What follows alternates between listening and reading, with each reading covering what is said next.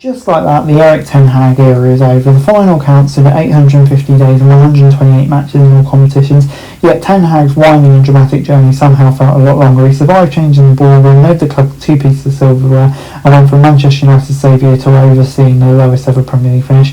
The final straw was a 2-1 defeat at West Ham. It was so easy it could have been a comfortable victory, a fitting chaotic end to a tenure that was often lacking a clear story. It seems funny to recall that this was not always the case. Only a little over a year ago, Ten Hag was widely praised for taking Man United back into the Champions League, resetting the culture in the process, but a poor campaign last year, albeit one that ended highly with an impressive FA Cup triumph over Man City, has made us all forget that.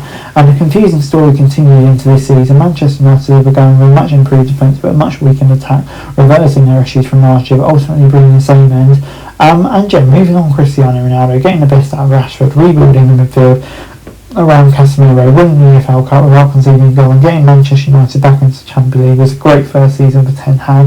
But was it? With hindsight, there were signs that Manchester United's restructuring wasn't quite as good as it seems. Ultimately, it seems the end was built into the beginning when a 4-0 thumping at Brentford made it 2 defeats from 2 to begin the campaign, because in those encounters and indeed throughout the first season, the tactical side of things was confusing. Maybe you've seen Ten Hag said in his first press conference when asked how he'd play. The caveat made it imperative that United already shapeless poor performances in that season. His deliberate tactical decision to rely on individualism during a transitional season. Perhaps he was given too much credit here. No high press, no obvious passing structures or relationships building on the pitch, and it just kind of screamed mid-table, except for the points tally. United came third thanks to Casemiro, Fernandes and Rashford producing game-winning moments, as well as Lisandro Martinez. So Anthony didn't live up to the hype, but most players kind of did well. Elsewhere, Ten Hag didn't get his way when he couldn't get Frankie de Jong in from Barcelona. So yeah, Casemiro came in and was kind of the key man there. But yeah, I think if you look at some of the stats, you can see that Manchester United kind of outperformed it. Nevertheless, it was clearly a job done. A great first season, but yeah, it kind of led to another revolution.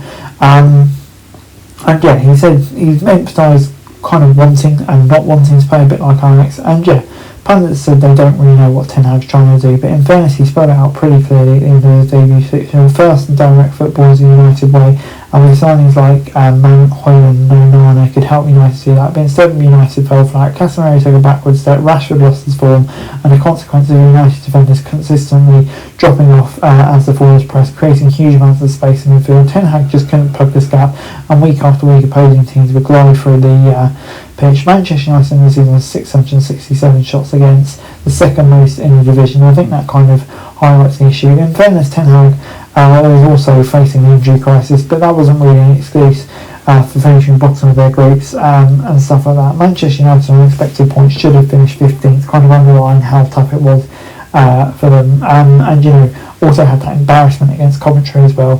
But yeah, in that moment, I think Manchester United maybe looked good going attack, but it was the defence that was the problem. But the FA Cup brought Ten Hag time. There was enough time to convince Ineos that they could do it, but having spent so much money in the summer, he kind of needed to deliver.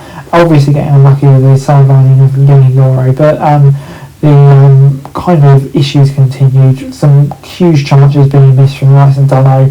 Signings not really delivering. Ten Hag star man in his first season. Casemiro immediately losing his legs. This is a results-based business, and at the end of the day, Ten Hag just hadn't been delivering them for too long.